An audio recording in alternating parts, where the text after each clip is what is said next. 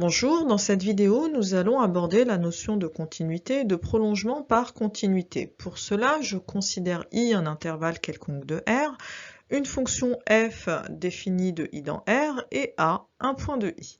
La fonction va être dite continue au point A si la limite de f de x quand x tend vers A est égale à f de A. Nous disposons également d'une caractérisation qui nous permet de prouver que f est continu en A si et seulement si la limite de f à gauche de A, c'est-à-dire en A-, est égale à la limite de f à droite de A, c'est-à-dire en A+, est égale à f de A. Pensez bien à vérifier les deux égalités. Vous savez que dans le cours, nous disposons de plusieurs contre-exemples qui prouvent que la première égalité à elle seule ne suffit pas à prouver la continuité. Nous allons ensuite pouvoir étendre cette notion de continuité à tout un intervalle I, à condition simplement que f soit continu en tout point de cet intervalle. Et enfin, nous allons pouvoir encore étendre cette notion de continuité à des fonctions plus complexes, simplement grâce à la propriété qui nous dit que le produit, le quotient, la somme ou encore la composée de fonctions continues sur un intervalle I reste continue sur I. Alors, concrètement, comment mener une étude de continuité ? Simplement, on va justifier, donc je dis bien justifier et pas démontrer, c'est-à-dire qu'on va le faire à l'aide d'une phrase, on va justifier la continuité sur l'ensemble du domaine de définition en dehors des points problématiques. Et ceci va découler naturellement des opérations sur les fonctions dites usuelles continues. Alors, qu'est-ce qu'on appelle fonction usuelle? Ça va être simplement toutes les fonctions qu'on aura pu étudier jusqu'à aujourd'hui. Que ce soit la fonction exponentielle, la fonction logarithme, les fonctions polynomiales, sinus x, cosinus x, etc.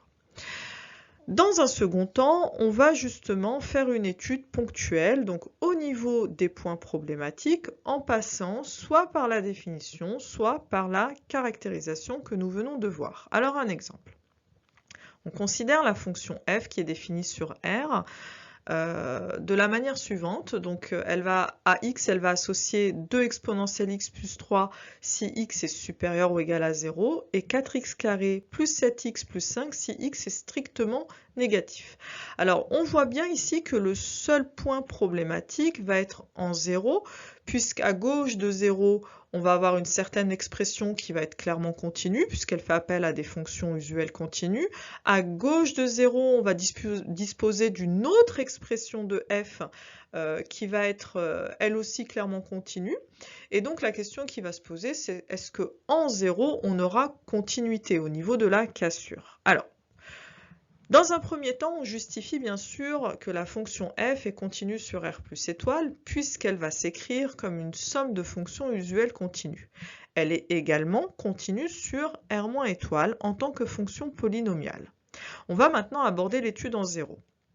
Et donc, on va choisir bien sûr de passer par la caractérisation puisqu'on dispose d'une expression différente à gauche et à droite de 0. Donc on va être obligé de calculer la limite à gauche et à droite de 0.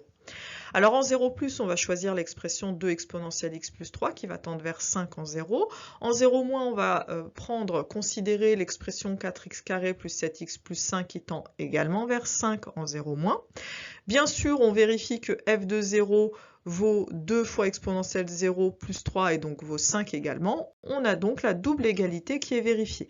On va donc pouvoir conclure que dans un premier temps, la fonction est continue en 0 et que donc finalement, elle est continue sur R.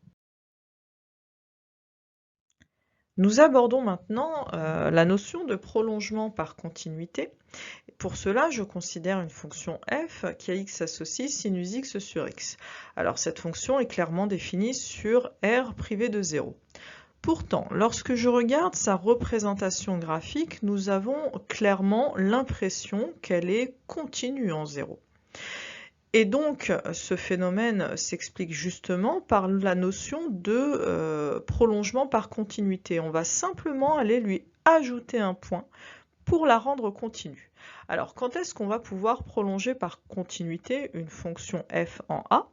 Simplement, si cette fonction f admet une limite finie qu'on va appeler L quand x tend vers A. Et donc on va pouvoir définir une nouvelle fonction qu'on va pouvoir appeler f tilde par exemple, mais souvent on lui redonne le même nom, on va l'appeler f puisqu'elle va venir se superposer avec l'ancienne fonction f en dehors de ce point A, et on va aller la définir en A en ajoutant la valeur de cette limite-là. Et donc on va la rendre ainsi continue sur l'intervalle I, et on dit que l'on prolonge f par continuité en A. Dans notre cas, donc dans le cas de la fonction sinus x sur x, la fonction est clairement continue sur son ensemble de définitions R étoile, puisque c'est un quotient de fonction continue dont le dénominateur ne s'annule pas. Et donc on va aller voir si effectivement elle est bien prolongeable en 0. On fait donc une étude en 0. Et donc, comme la définition, comme le théorème nous le dit, il suffit simplement d'étudier la limite. Donc, on peut passer par exemple par les équivalents pour prouver que sinus x sur x va tendre vers 1. On aurait pu aussi reconnaître un taux d'accroissement de la fonction sinus en 0 qui va donc tendre, puisqu'elle est dérivable, vers la fonction dérivée de sinus en 0 qui vaut aussi 1. Et donc, on va pouvoir conclure que f est prolongeable par continuité en 0 en ajoutant la valeur 1. J'aurai une nouvelle fonction que je peux à nouveau appeler f, qui va valoir sinus x sur x quand x est différent de 0, et qui va valoir 1 en x est égal à 0. Et cette fonction est parfaitement continue sur R. Pour illustrer mes propos, je vais corriger l'exercice 6 du TD numéro 17, uniquement la question 1, où l'on demande de déterminer l'ensemble de définitions et de continuité de la fonction f de x égale x log de x sur x moins 1. Alors, je commence bien entendu par déterminer l'ensemble de définitions qui va être bien sûr R plus étoile, puisqu'on voit apparaître la fonction log de x, privée de 1, afin que le dénominateur ne s'annule pas. Et donc, l'ensemble de définitions peut s'écrire comme l'union des intervalles ouverts 0, 1, union 1 plus l'infini. Ainsi, la fonction va être continue, bien sûr, sur son ensemble de définitions, puisqu'elle s'écrit comme un produit, un quotient de fonctions usuelles dont le dénominateur ne s'annule pas. On va maintenant s'intéresser aux extrémités finies, c'est-à-dire aux valeurs finies qui sont aux bornes de notre ensemble de définitions. Donc on va commencer par faire une étude en 0 pour voir s'il y a possibilité de faire un prolongement par continuité. Donc comme la définition nous l'a donné, on va bien sûr calculer la limite en 0. Donc si je regarde la limite du numérateur par croissance comparée, bien sûr j'obtiens 0 puisque le x l'emporte. Le dénominateur quant à lui tend vers moins 1. Ici il n'y a pas de forme indéterminée, le quotient va tendre vers 0 quand x tend vers 0. Je vais donc pouvoir conclure que ma fonction f est prolongeable par continuité en 0 en ajoutant la valeur 0. Je vais maintenant m'intéresser à la borne 1.